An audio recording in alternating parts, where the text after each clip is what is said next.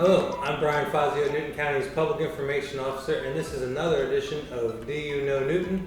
Every month we sit down with one of our employees or one of our department heads or officials to talk all things Newton County and what we are doing right here in the county for you, our residents and visitors. Today I have with me Mr. James Franklin, our fire safety educator. As you may not know, but you will shortly, October is Fire Prevention Month, not only here in Newton County and Georgia, but across the country, and you play a huge part in fire safety and fire prevention, fire education here in Newton County. Welcome, and thank you for joining us. Thank you for having me. Yeah. How long have you been with Newton County, and what do you do here? So I've been with Newton County Fire for 21 years. In total, I've been in the fire service about 28 years. So I started when I was 17 years old. It's all I've ever wanted to do was be a firefighter. And my current job right now is, like you said, I'm the fire safety educator. So my job is educating the public. I handle all the public outreach for the department. So I teach everyone from pre-K children all the way up through our senior citizens at the senior center and everybody in between. So I not only teach fire safety, but we also do stop the bleed and we also do CPR training. Yeah, and that is a crucial role. I know when you think of firefighters and fire service, you think of firefighters going into a burning building or an accident. But we want to prevent buildings, we want to prevent emergency situations, and that's where you come in. I always think of you as the most popular Newton County employee in schools. Every time you go to a school, children cheer and they have a good time because they know when you come, they get to not only learn, but have a good time. What do you do with our schools? How many school children have you visited with through this program? So every year I visit there's 14 elementary schools in Newton County, and then the Career Academy has a pre-K class. So I visit all 15 schools every year from usually starting in September. I finish up around Christmas time. It takes me that long to visit every school, but I see every child from pre-K through 5th grade every year. So that's around 14,000 children. And they see me in our fire safety trailer, which is about a 30-foot long camper that we teach things from having an exit plan in case there's a fire to we smoke up the room and practice crawling out to safety. We have a heated door. We learn all kinds of different fire safety tips in there. So it is a joy for me to get to see these kids every year as they grow, and they every year we practice. I ask them if Mr. Franklin has more or less hair from the last time we seen them, so they get to know me and my family. So it's a real joy that I get to do every day. So. I always consider it like rings on the tree. That's right. We get wiser and taller. Well, that's right. Starting to get shorter now. Yeah. And I've been there when you have interacted with the children and taught them at the schools, and they come up to you and they're excited to see you. But also the impact that you are delivering on the children as far as fire prevention, I know it pays dividends. We saw that. We were talking before we got on air. 2021, which somehow was 3 years ago. 3 years ago now, there was an incident you'd call it, with a student's home where it caught fire or there was smoke in it at least. And I know she credited you with helping. Do you remember that story with her? So the young lady that you're speaking of, she was in 3rd grade. And prior to me taking on this job, we just taught children from pre-K through 2nd grade. We didn't, reach anybody 3rd, 4th, and 5th grade. But that was around the COVID period. And I thought it was important for all the kids to learn this every year. So that was the first school, Livingston Elementary, the first year that we did the entire pre-K through 5th grade. And 2 days after her learning the lesson, she actually put that, into action. She woke up in the middle of the night, and she seen a glow of fire coming from the attic. She alerted her parents and made sure they got out, saved not only her life but her family. I have her picture up in my office, and every day that drives me to continue my efforts. So. Well, good. That was and we recognized her at the board of commissioners and things like that. Young Renaya Ritter, who learned your lesson and passed it along. We always try to have an impact on, especially emergency personnel, and you all have an impact on our residents. It's nice that they have an impact, here that they have an impact on us. So thank you, young Renaya Ritter, for making Mr. Franklin continue to do his good work here. But it goes beyond students. I know you also participate in the senior center and do a lot of things with the seniors to teach them. I know you brought in an emergency stove example and things like that. I know that was a big deal. It was the first that we've had here. What type of things do you teach our senior residents, and why is that important? So every age, may have a different topic that I need to teach on. Of course, when I'm talking to children, the older they are, the more expansive of a lesson I can give. When I move into adults, of course, I'm teaching, different things. So when we're talking senior citizens, we're talking that kitchen safety, not leaving a fire unattended. Slips and trips and falls is a big topic with our seniors, and safety around smoking is a big topic. So, and then again, smoke alarms. So my lessons usually always fall back to smoke alarms. So not only can they save your life, but that is kind of my in to be able to come into someone's house and, kind of do a safety inspection, talk about having an exit plan, for a family. And so as we get older, fire safety is just something that's not that we don't know about it. It's just people's lives are so, we're so busy that it's just something we don't really think about. So. Yeah, I remember, grew up through third grade in New York, and I remember we'd go to a firehouse and stop, drop, and crawl. I don't know if that's still a thing. We get to do little different things like that, but that sticks with you. We need that education. Sure. Just so we can make sure we're safe in our homes, and also teach people about emergency kits and things like that. Now, how often do you go into people's homes? Is that something your office does? Yep. So I've installed, I stopped counting at 5,000. We're probably around 7,000 to 8,000 smoke alarms installed. So we have people that will just call in, and we'll go out, case by case and install smoke alarms.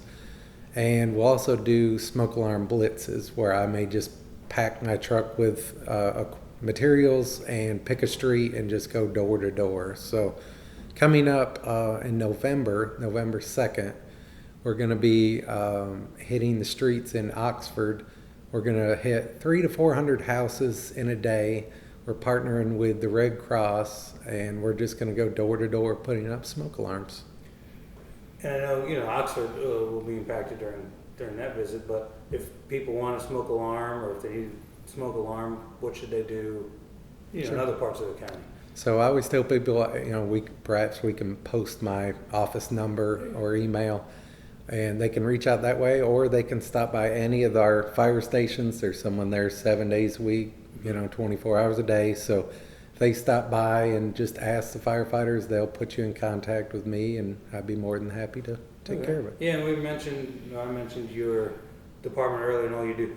Your department is you, correct? For right now. So we do have an opening for a second educator. So if anybody is interested, we'll be more than happy to come speak with them. Well, good, and they'll help you work with the schools, and they'll help you with the smoke alarms and other things. I know, I think it's still our most watched video years ago now. Who knows how many?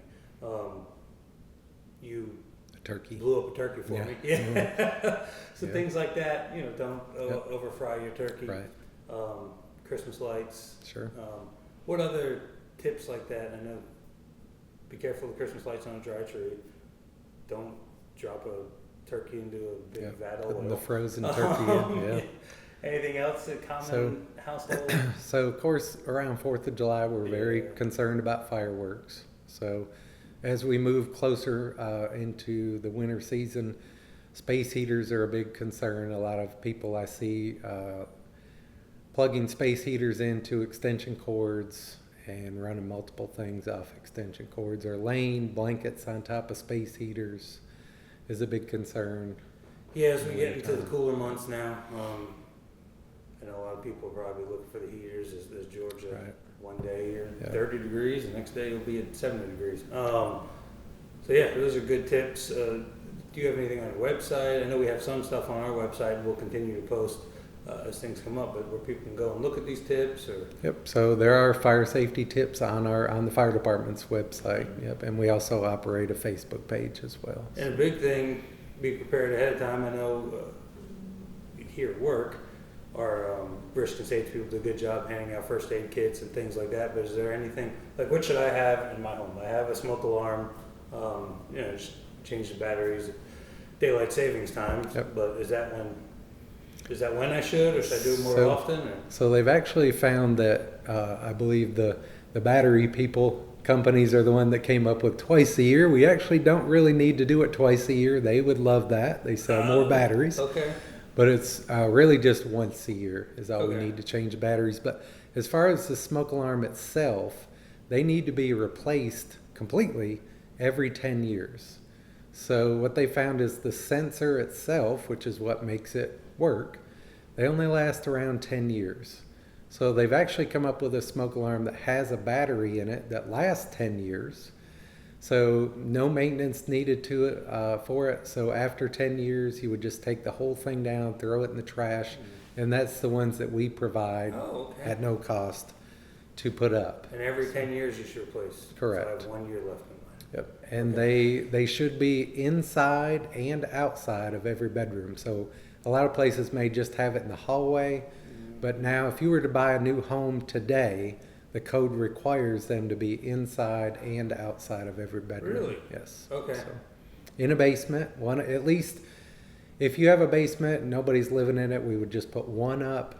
But if it's a level that people sleep on, we got them inside the bedrooms and outside the But I bedrooms. should have one in my One basement. on each level, as yes, well. correct. Okay, you may have to come to my house then Yes, sir. because it needs some inspecting. And we also put up the carbon monoxide alarms as well. So we just received a large grant from FEMA to purchase smoke alarms and carbon monoxide alarms, as well as a even larger grant that we partnered with the Georgia Department of Public Health that will provide a lot of carbon monoxide alarms. Okay. So I think, like I said, it's been 9 years. Mine is a fire carbon monoxide. combination. Yes. Do you recommend those? I mean, you're not a brand or anything, but Yeah. do you recommend So combination? just me personally, I kind of stay away from the combination of them because smoke is lighter than air, so that's why we put the smoke alarm on the ceiling. Whereas carbon monoxide is slightly heavier than air, so it tends to kind of sink. So we usually put those up at about eye level. So usually I put them right next to a thermostat, right? It's about eye Okay. level. So So carbon monoxide should be lower. correct. So when I get a new one, I need to get two. Okay. Speaking of things in the home, what about fire extinguishers? Is that something we should replace So more often? Or? they don't have a date on them as far as, going bad or anything. What you need to do is just kind of visually inspect it. Is the safety pin still in it? And there's a little gauge on it that will say, empty or full. As long as it's still full, should be good to use. And I know there's different types of fire extinguishers. Mhm. Yep. What type should we have Yep. in our home? So now this fall is the great time to buy a fire extinguisher because that's the only time they go on sale. So that's when I tell people, good time to pick one up, since it's fire safety week. And so usually we'd have one in the kitchen, and they're called the ABC extinguisher. Those are the different type classes of fires. It's basically a general purpose fire extinguisher that's going to serve what needs, common needs we'd have inside of a house. And it seems like we could talk forever about different things you can have in the house and do in the house. Let's say I'm cooking something on the stove, bacon or something on the stove, good with bacon. Mhm. Cooking bacon on the stove with a little fire. Should I grab that extinguisher? What should I So go with? first thing is you need to turn off the burner. That a lot of people, I ask that inside my camper all the time, especially when I have adults. What could we do if this happens? Rarely do people say anything about turning off the burner, but the burner, is what started the fire. Yeah. When it overheats the oil, it catches fire. So if you remove that heat source, that can slow the fire down, if not put it out. So yeah, taking that heat away from the fire is a good thing. We always suggest getting out. That's the best thing. So if the fire is too big, you can't handle it yourself, then please, by all means, just get out and call 911. Yeah, the person is more Correct. important than the property Correct. and all that good stuff. So a lot of people have a fire extinguisher, but they don't know what to do with it. We had a lady a few years back that I kind of laugh about it now. I can only laugh because she didn't get injured. But she did what she saw in the movies, and she threw the fire extinguisher at the fire thinking that it would explode and put the fire out. That's not what happens. I missed that movie. It just, I believe it was Backdraft or one of Okay. those. But what happened was she threw it. It was a fire on the bed. It just landed on the bed. It didn't do anything. The fire got bigger. So yeah, if you don't know how to use one, your best thing is just to get out. But what we have happen pretty frequently, unfortunately, when people have a kitchen fire, is they'll grab the pan and take off running outside with it. So I believe their thinking is, if I can take the fire outside, then my house won't burn down. Well, what happens is when they're running, that grease splatters and sloshes around, so they end up with burns all over their arms.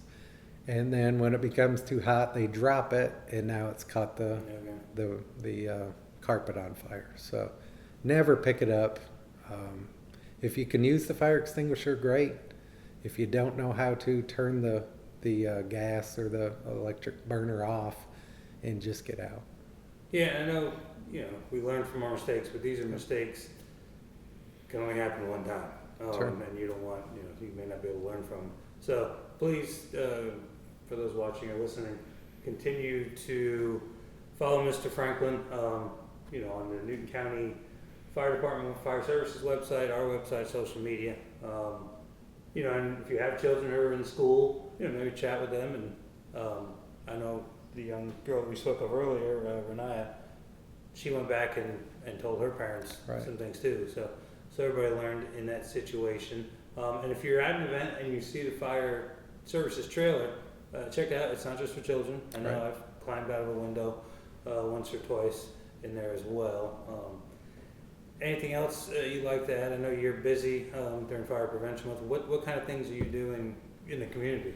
So this time of year, not only is it Fire Prevention Month, but it's also festival time. So you'll see us a lot at all these fall festivals, at churches and community events and things. So sometimes we'll have the trailer there, sometimes just the fire truck, but we're always no matter what we have, we're always spreading that message of prevention. So one last thing I'd like to hit on is that a lot of people don't know that from the time that smoke alarm goes off, that we only have 2 minutes to get out. Oh, I didn't know. Okay. Now, during the middle of the day when we're all kind of awake, 2 minutes is pretty good amount of time to move quickly and get out. But at 2 o'clock in the morning, especially if you sleep upstairs, 2 minutes is not a lot of time. So having that working smoke alarm, it's a matter of getting out or not getting out. Yeah, and then you should, if people hear the smoke alarm, if they see smoke or orange flame, they should just move get out. as fast as every time. I mean, maybe grab a pet, but don't Don't worry about grabbing things. So we always tell them, pets, even your family, you have to get you outside. We don't have time to run around the house looking for each other. It's everybody's responsibility to get themselves out. Now, if your pets or your family are still inside, our firefighters will risk their life to come in and get them. You just got to do your part and try to get out. Yeah, and you said there's 2 minutes there, but we have time now. I know last month we spoke with Wendy Patterson, our EMA director, and she said, you know, prepare on blue sky days. It's the same with you all. I imagine prepare on, when there's not a fire. Right. And the fire services does do a great job. Even a friend of mine unfortunately suffered a fire to his property years ago, and he was amazed. Luckily everybody got out safe. They weren't home at the time, but he was amazed how when they went in, they knew that the family wasn't home, but then they put blankets over pictures and things like that. Sure. So they do a great job not only protecting you, but if they can protect property. Right. And they train year round. Matter of fact, in October, I believe it was October 5th, we did we burnt an old house that wasn't used for training. So they were always training. So you're always educating, they're always training.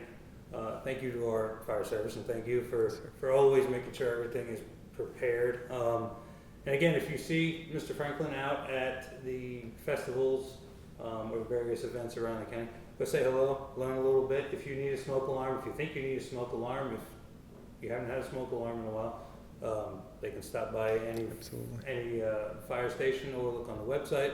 And we have a few, right? Yes. Yeah. Yes. Lots. Yeah, we have a lot, and they're that 10-year 10-year with the battery already correct. included. Yes. So who knows the price of batteries now? So check that out. Well, thank you for coming by. I appreciate it, and I know you'll be seeing more of James, like I said, in the community. Your children, if they go to a school in Newton County school system, they've met James as well. So thank you for all you do. Yes, sir. I appreciate it. And thank you for joining us on this edition of Do You Know Newton during Fire Prevention Month. I hope you learned a little bit. And again, if you need to go out and get a smoke alarm, please do so. Please check our website and our social media for information on our fire services and all our departments. Have a great day, and I'll see you next time on Do You Know Newton.